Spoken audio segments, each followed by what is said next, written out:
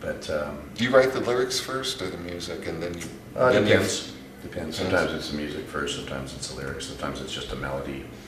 I shouldn't say just a melody, because the melody is probably the most important part of a piece of music. Right. But sometimes it's a melodic line. Sometimes it's a rhythm. You just find yourself tapping out this rhythm, and I should go record this before I forget how to do it. Yeah, exactly. You beat on the walls all the way to the studio so you can hit the record button so you don't forget the rhythm. Yeah. I have an important question for you, and it has to do with the free music sites that are out now. And now I won't mention any names, but how do you feel about the fact that in one particular case, a couple fat cats in the business are making money off of playing your music, and you don't get any money out of that at all, but you might, on the other hand, be able to grow your fan base to a newer generation? How do you feel about that? That's the promise they keep telling everybody. Okay, well, I'm a jaded old guy who grew up in an era where the industry was strong. They were selling millions and millions and millions and millions and millions of records to very happy people who bought them and enjoyed them. And the artists got paid, the producers got paid, the record companies made money, everybody made money. Then it all went in the toilet. And now you go to the mailbox and there's no money in there anymore. It's very sad. It is. Very sad indeed. Yeah, I always... So, I hate it when people download and they take the music for free. Right. Because I grew up in an era where you paid for what you bought, that's the way it worked. So, I don't adhere to the idea of free music, Very good. Most musicians that we've talked to have pretty much felt the same way, and other musicians have told us, well, what we've had to do to compensate is to raise the price on our merchandise. Oh yeah, you have to compensate for it some way. You have to either tour more, play more dates, or jack up the ticket price, jack up the merchandise price, whatever you can to offset the fact that you're not making any money on records anymore. Right. And some bands, I noticed, instead of putting out a double disc, they're putting out a chapter 1 or a part 1, and then a few months later the record label is releasing a part 2, the second disc. Do you see your band or yourself ever doing something like that? Well, we kind of did that with Operation Mindcrime. Right. Yeah, you were one of the first to do it. Yeah. Operation Mindcrime was one of the first digital recordings ever made. Wow. I knew it was just really good. Did you know that Queensryche was the first internet broadcasted live performance? Really? And what was that on? Was that on Google or? No, it was on I don't know what it was on. Okay. This is before Google. Right. Yeah. Well, if we do a lookup though, if we do a search, I'm sure we can find it. Maybe you can, I don't know. If it's even on the information sites yet, or ever has been, I don't know. Okay. All right. And on this tour, and you're playing Operation Mindcrime, what would you say would be the most requested song off that? Off that album? Yeah. I have no idea. No? Okay. Because Jet City Woman to me is like one badass song. It's really good. Oh, thanks. Yeah, that's on Empire though. Yeah. Yeah, it is. That's one of my favorite songs. Yeah, of all time. I got a lot of favorite songs. So. Yeah, me too.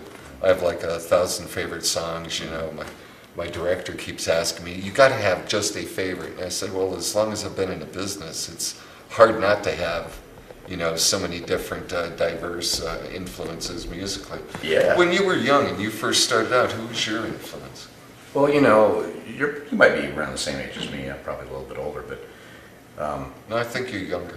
I think so. 59. You are? Yeah. Oh, yeah, I am younger. Yeah. See? And you can tell you look good too. So. I'm only three years younger than you. Yeah, well, you don't look it though. You still look like you're in. You don't look your age. Yeah, I don't act it. That's what it is. That's what my exes tell me. But when we grew up, in our era, there wasn't the genreification of music. Right. There weren't all these subcategories of metal, speed metal, dark metal, false metal, I'm giving that metal as an example, but right. I mean, it's that way with all kinds of music now. It was all just rock music. And the artists were free to invent, there wasn't any constraints on you to conform to some little piece of the pie in order to sell to this demographic and this kind of thing. In fact, wrapping your name with, or putting a slogan or a company's name on your stuff was like unheard of. People thought that was like the worst thing you could do. Selling out. And now people do it all the time. It's completely accepted, Yeah, exactly. And people just automatically, what kind of music do you make? They ask you that all the time. What kind of music do you make? How do you answer that? Well, I didn't want to answer that. Really good rock. Why don't you just, ask me to bend over and kick me in the ass instead? It's basically the same thing you're doing. Yeah. Slap my face. Pretty much.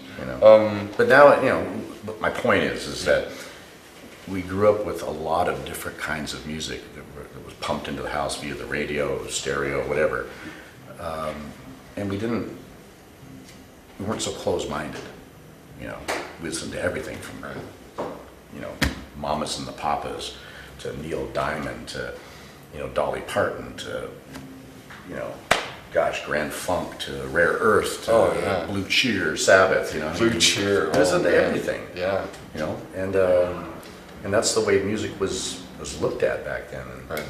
And nowadays, bands, they just listen to like 4 bands, and then their music emulates those 4 bands. Right. And there's not a lot of, stretching out because the public doesn't accept it.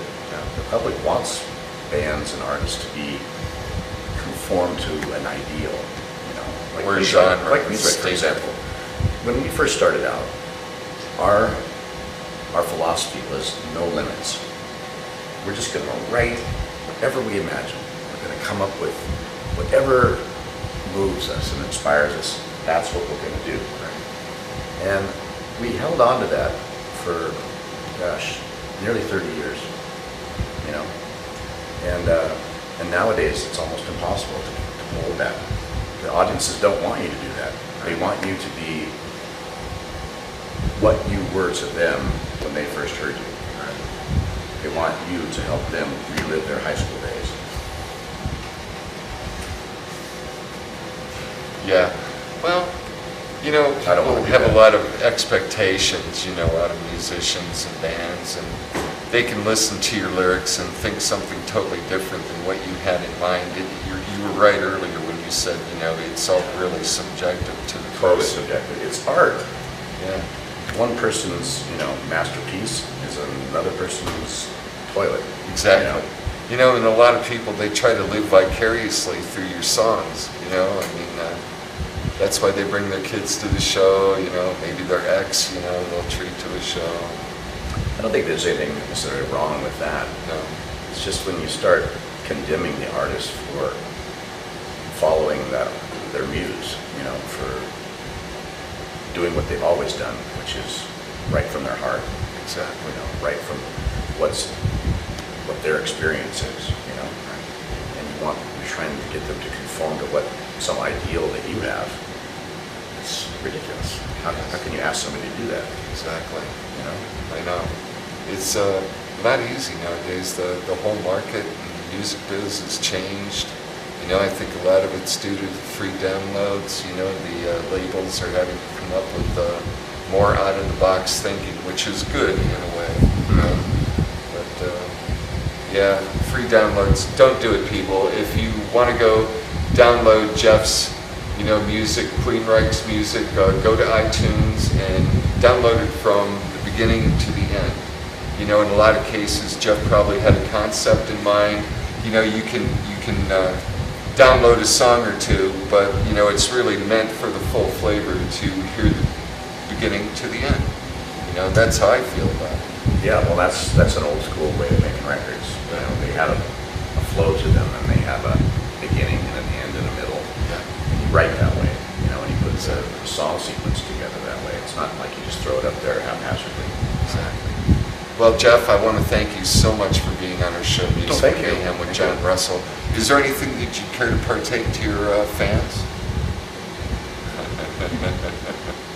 All right, ladies and gentlemen, this has been the one and only Geoff Tate and his band Queensryche, and they are playing tonight and for quite a while. If you have a chance, go and see them. If you have another chance, go to geofftate.com. Come see us because Yes, we might come be see dead us. soon. All right. Thank you so much, Geoff. It's been a real pleasure and an honor to speak to you, and I wish you the very best on the road. Thank you.